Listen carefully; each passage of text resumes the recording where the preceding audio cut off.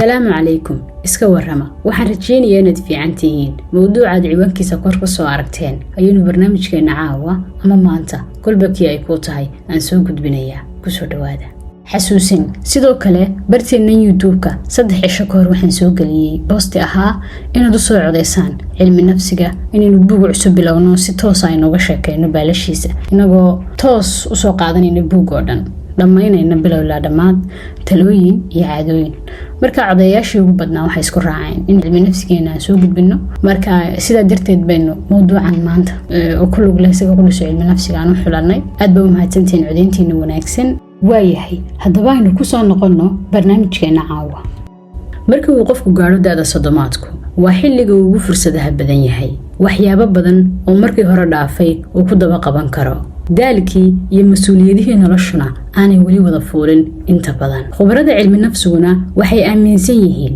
inay tahay da'da ugu habboon ee uu qofku ku sixi karo waxyaabaha noloshiisa ka qaldan faa'iidada sixitaankaasna uu ku dareemi doono marka uu gaaro kontonka iyo ka weyn qoraaga Baad Bajeski waxa uu jilayaa xaaladda dad markii ay 30 jir ahaayeen sameyn jiray arrimahan uu ka digayo oo uu soo wareystay iyagoo hadda markii ay 50 iyo ka weyn gaadheen aad u qoomamaynaya waayahay haddaba talooyinkan oo ah talooyin dhowr ah isla markaana uu ku soo ururiyay 20 talo ayaa waxa ka mid ah 1 sigaar ha cabin haddii aad hadda cabtana dhaqso u jooji mid ka mid ah dadka sigaarka qabatimay ayaa wuxuu yiri haddii aad imika arki lahayd waxaad arki lahayd anigoo jilbahayga daciifka ah ee daalan ku taagan oo ka baryaya in ugu yaraan aad ka fikirto sigaarka sidii aad isaga joojin lahayd waa kharash joogto ah oo badan qarmoon iyada oo 100% la hubo inuu dhibaato caafimaad kugu keenayo haddii aad doonayso inaad noqoto konton jir kansarka caafimaad qaba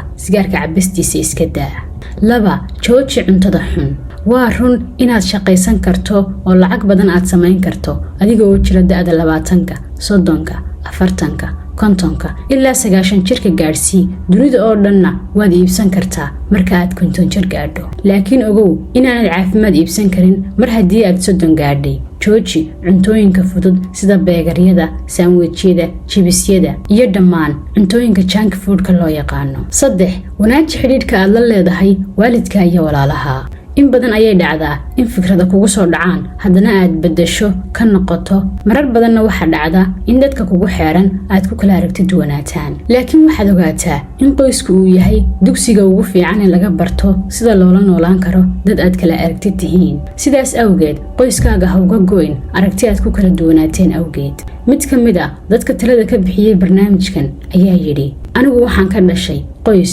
aad u doodiyo muran badan haddii aanad si fiican xaalka u fahmin ulana qabsan waxa dhici karta inaad aaminto in qoyskaagu ku neceb yahay ama adiga qudhaado aanad jeclayn laakiin runtu sidaas ma aha waa inaynu dareenno inaynu qoys ahaan ayna si xor isugu sheegno waxa runta ah ee maskaxdeena ku jira inagoo og in xiriirkeena qoysnimo aad uga adag yahay wax hadal iyo muran inaan dhex maray ku go'aya qofka oo waalidkii iyo walaalihii ay cadho ku kala go'aan marka uu 50 jir gaaro ayay dhibtaa inta aanad 30ka dhaafin xal u raadi arrintan 4 haddii aad 30 gaadhay iska jir inay qorraxda kugu dhacdo adigoo aan marsan kariimada ama walxaha kale ee qorraxda fallaadhaheeda jidhka ka ilaaliya Master Jack waxa uu leeyahay doqon baan ahaa taladii laysiiyay waan dhageysan waayay ma waxaad doonaysaa in jidhku ku yeesho jactad iyo baracad iyo inay qorraxdu ka dhigto jidh khafiifa oo aan difaac xoogan lahayn sida aniga bay ugu dhacday diyaarsan ma u tahay inuu booga yeesho ama midabkiisa dabiiciga ah uu ka tago haddii aad sidaas rabto waa hagaag ee ku soco oo qorraxda fallaadhaheeda u ogolow inay jidhkaaga ku dhacaan 5 jimicsiga joogtee mar haddii aad 30 jir gaadhay samayso habnololeed firfircoon si marka aad 50 gaadho aanad u noqon ruuxaan dhaqdhaqaaq iyo xarakaad ku jirin iska jirin miisaankaagu kordho jimicsi samee kuna dadaal in miisaankaagu aanu dhaafin xadka ku habboon dhererka jidhkaaga 6 bilow inaad lacag dhigato xitaa haddii aad dhigayso lacag aad u yar lacag ururso waan ogahay in lacag dhigashadu ay dhib badan tahay naftana wax badan oo ay jeceshahay ka xakamayso laakiin haddana waa lama huraan marka aad 30ka gasho celcelis ahaan dadka dakhliga soo gala waa mid noloshiisa leeg laakiin naftaada u tababar dabeecadda ah inay lacag kaydsato inaad hadda lacag urursataa waxay kuu fududaynaysaa in marka ay da'daadu 50 gaadho ee uu wax soo saarkaagu yaraado aanu hoos u dhicin habnololeedkaagii 30 jirku. 7 naftaada bar inay duruufteeda runta ah u hoggaansanto. qof kasta wuxuu jecel yahay inay noloshiisu farxad u ahaato, laakiin in badan ayaan aqoon tubta saxda ah ee farxaddaas ay u mari karaan ama si qaldan u fahansan farxaddaas gaaritaankeeda. haddii aad hayntaada runta u hoggaansanaato, noloshaada aad waafajiso hadba dakhligaaga, waxa laga yaabaa inaad sida maalqabeenka u noolaato, laakiin waxa hubaala inaad ku noolaanayso farxad mararka qaarkood ka badan inta maalqabeenku haysto. 8 habeen dib ha u dhigin ka dhabaynta ujeedooyinkaaga nolosha. ma inaad guri dhisato ayaad rabtaa? ma guur iyo ubad ayaad dhisi lahayd? ma buug baad qori lahayd? ma shahaado jaamacadeed oo kale ayaad diyaarin lahayd? ama si kale ayaad waxbarashadaada kor ugu qaadi lahayd? ma shaqada ayaad iska bedeli lahayd? ma siyaasadda ayaad geli lahayd ama tartan u geli lahayd xafiis dadweyne? ma ganacsi ayaad bilaabi lahayd? haddii aad mid ka mid ah su'aalahan aad haa kaga jawaabtay ama aad mid la mid ah niyadda ku hayso oo ay da'daadu 30 gaadhay maanta oo aan barri ahayn, ku dhaqaaq hirgelintiisa. hawl kasta bilowgeedu wuu adag yahay, laakiin guusha gaadhisteedu ma sahlana. waxaad ogaataa xaqiiqada ah in marka ay da'daadu 30 gaadho uu waqtigu bilaabayo inuu ku socdo xawaare aanad malayn karin. la baratan waqtiga oo waa sida seefta ee dhaqso ugo inta aanu isagu adiga ku goynin. 9 hurdadaada hagaaji oo sug. haddii aad shalay 20 jirkaagii adkaysi u lahayd hurdo la'aanta iyo tacabka badan, durba maanta xaalku wuu isbedelayaa oo adkaysigu wuu daciifayaa. haddii aanad hadda waqtigaaga u qaybin shaqo iyo nasasho ku filan jirkaaga, dhaqso ayaad u dareemi doontaa midho aanad mahadin. qolkaaga hurdada oo aad madoobaysato iyo inaad habeenkii iska ilaaliso ilayska TV-ga casriga ah, taleefanada casriga ah iyo kombiyuutarku waxay kaa caawinaysaa inaad hurdo xasiloon seexato. naftaada ku tababar in hawl kasta oo aad hayso aad habeenkii saacad go'an seexato, subaxiina saacad go'an toosto. 10 ilkahaaga caafimaadkooda daryeel. waa qasab inaad marun dhakhtar u tagtay. dhakhtarka ilkahu si uu u hubiyo caafimaadka ilkahaaga, kuwa waxqabashada u baahan xal u heli doono, sidoo kale caafimaadka ciridkaaga uu hubiyo, godadka ilkaha ku samaysmana uu buuxiyo. ogow xaaladda caafimaad darre ee ilkahaagu haddii aanad si dhaqsaa u xallin way ka sii daraysaa uun ee kama soo reynayso. hadhowna waa kharashkii oo sii kordhay iyo xaaladaadii oo aan sidii ugu habboonayd waxba looga qaban karin. maalintaad isku aragto in jirkaaga bilaabay inuu muujiyo calaamadaha gabowga iyo dhammaadka, ayaa kuugu dambaysa inaad farxad iyo qosol niyadda ah ku damaanshaado, ama inaad isku daydo inaad farxad geliso dadka kugu xeeran. waa inaad markasta niyaddaada xoojisaa si adigoo xooggan aad u gaadho da'da 50 jirka. 11 sanadkii wax 10 buug ka yar ha akhriyin.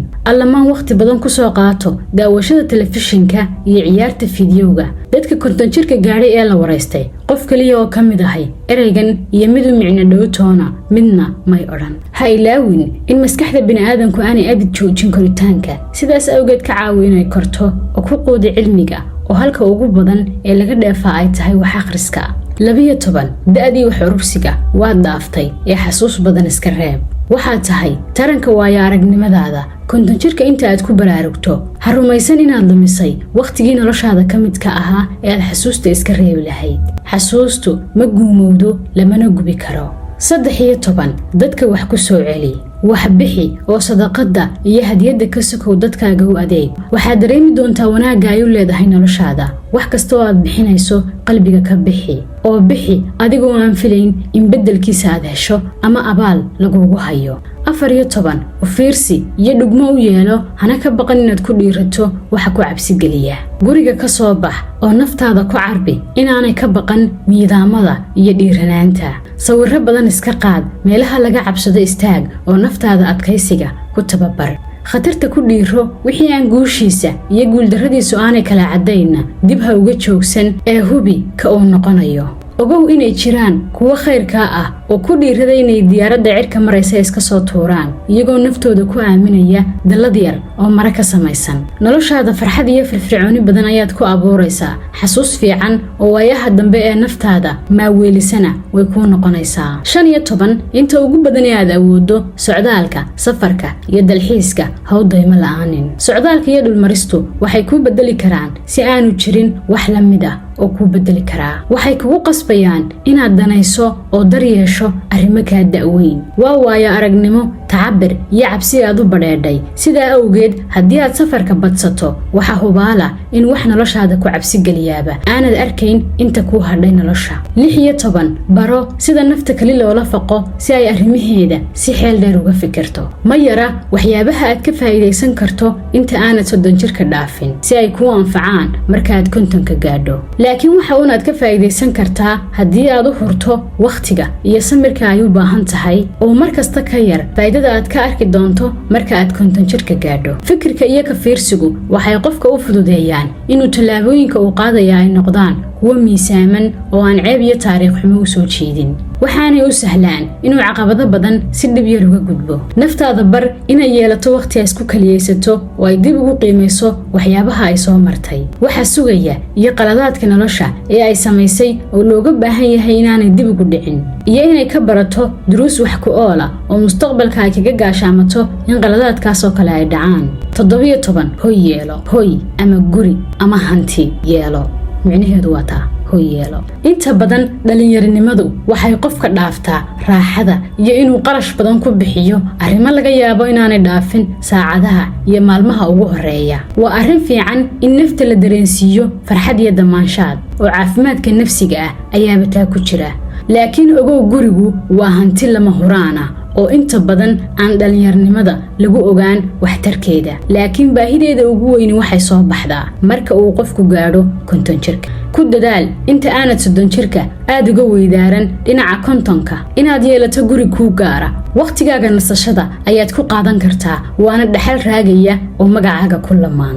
18 xasuus qor yeelo ama diiwaan kuu gaara oo aad wax ku qorato yeelo. waxa aad ilaawi doontaa qaar badan oo ka mid ah xasuusahaagii quruxda badnaa. inaad qoraal geliso dhacdo kasta oo xiiso kuu leh waxay kaa caawinaysaa inaad mustaqbalka ka dhigato maaweelo mustaqbalkaagana ku noolaysa. si kasta oo aad hawshan ku samayn karto waad samayn kartaa. moobilkaaga ayaad ku kaydsan kartaa, buug baad samaysan kartaa khaasood ku qorato, sidoo kale kombiyuutarkaaga ayaad hawshaas si fudud kuugu qaban karaa. qoraalkuna waa shayga kaliya ee aan guunka noqon. waxaa laga yaabaa in qoraalkaaga maantu uu jacayl kuu geliyo ubadkaaga iyo tafiirtoodaba. 19 saaxiibada ha dayicin.